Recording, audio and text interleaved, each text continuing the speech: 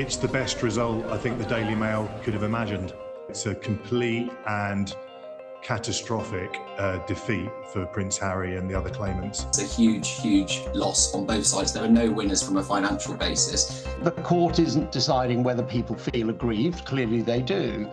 It's deciding whether there's evidence, not merely suspicion.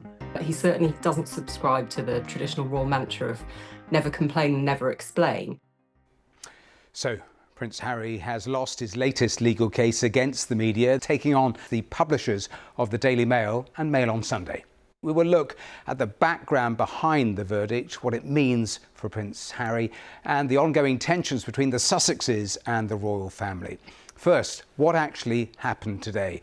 Well, our correspondent Helena Wilkinson is outside the court for us. And Helena, tell us about the verdict. Yes, so a trial took place here, Matthew, at the High Court earlier this year. The claimants in the case, 7 claimants, high-profile claimants, including Prince Harry, Sir Elton John, his husband David Furnish and Elizabeth Hurley among the claimants. And they took Associated Newspapers Limited, the publishers of the Daily Mail and the Mail on Sunday, to court. They were suing them for a breach of privacy. The judgment today handed down by the judge, Mr. Justice Nicklin, and he dismissed their cases, and all 7 complainants lost their High Court case against the publisher of the Daily Mail. So they failed to prove the allegations, and all 7 of them lost the case. Well, this is a case that stems back more than 20 years. Articles like these, targeting some of his former girlfriends, were at the core of Prince Harry's claims that reporters working for the Daily Mail and Mail on Sunday used unlawful methods for getting information for those stories. And it wasn't just Harry, as Helena was saying. His fellow plaintiffs included a number of well-known figures, including Sir Elton John, Sir Simon Hughes, Liz Hurley, Sadie Frost and Baroness Lawrence. They claimed the paper used phone tapping, intercepted voicemails and obtained personal information through deception, or something the paper has always denied. Well, as we heard, the judge didn't think the plaintiffs had enough evidence to prove those claims. Well, Helena, tell us more then about the details. It was a months-long trial, wasn't it, with emotional testimony. Yes, it was, and Prince Harry himself flew in from the US to give evidence over a couple of hours during the case. He became emotional towards the end of his evidence. He put forward as part of his claim 14 newspaper articles, which he alleged the information within them, he said, was gathered by unlawful methods, and it was then that private information, he said, that ended up in newspapers. The other claimants, many of them also gave evidence as well during the case, a very expensive long-running case that actually goes back 4 years. That's when the case first came to the fore. In his ruling, Mr. Justice Nicklin today said that the allegations were serious and required more convincing evidence before being proven, but the claimants had failed to do that. And he also said that in particular to do with one of Prince Harry's claims, that there might have been suspicions. He might have been suspicious about how that information got into a newspaper, but that simply wasn't enough to prove the case. And Helena, he lost today, but this isn't the first legal action Prince Harry has brought against the media. So remind us about how those other cases have gone. Yes, 2 other big court battles he has had before. In 2023, Prince Harry won 15 claims in the case against Mirror Group newspapers of unlawfully gathering information for stories published about him.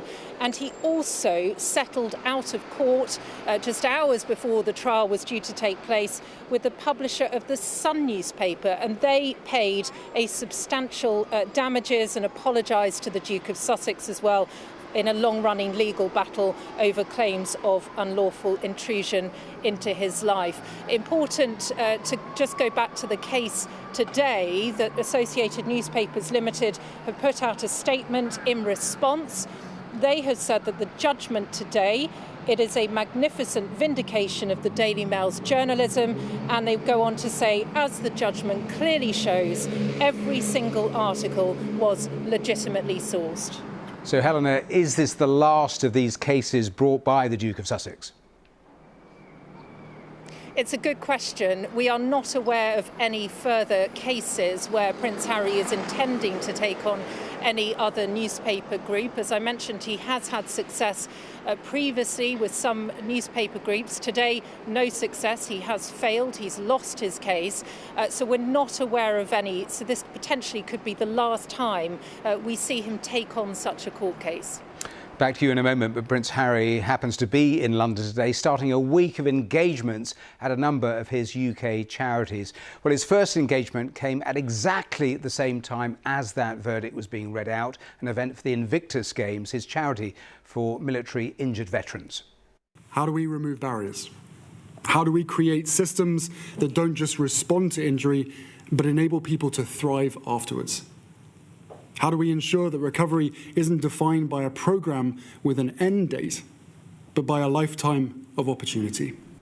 But whilst he's here in the UK, there's been some confusion about where he's actually staying. Early on Monday morning, the Duke of Sussex official spokesperson said Harry would be staying at Buckingham Palace.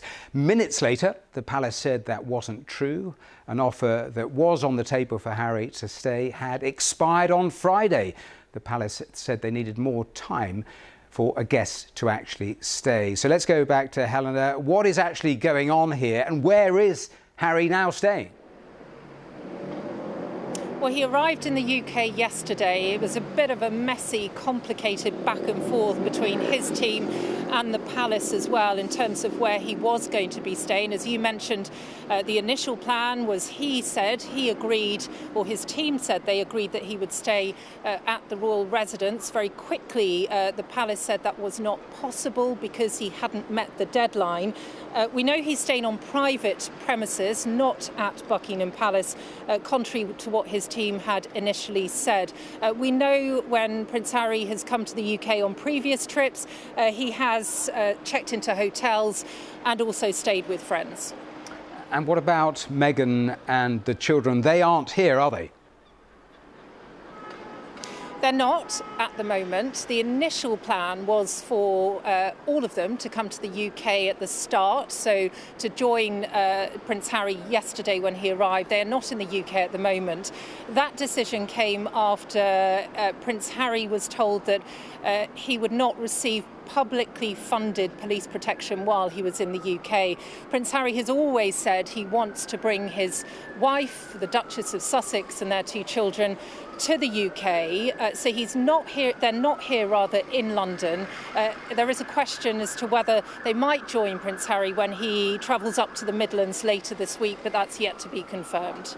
Helena, a final thought. Where does this leave the relationship between the Sussexes and the palace now? Well, I think, Matthew, if you look at that very messy back and forth, even before Prince Harry arrived in the UK, you get the sense that on both sides there is an element of distrust between the two sides, and also it appears a bit of a lack of communication with them. We don't know yet if Prince Harry will meet his father, the King, during the trip. It had been expected that he might do, but that has yet to be confirmed. If that does take place, it may be that that is a private meeting, but it still seems, based on what we've seen just over the last couple of days, that relationships between them, the two sides, remain strained. Helena Wilkinson, thanks for taking us through all of that. And that is all you need to know about Prince Harry's legal loss and the state of the relationship with the royal family.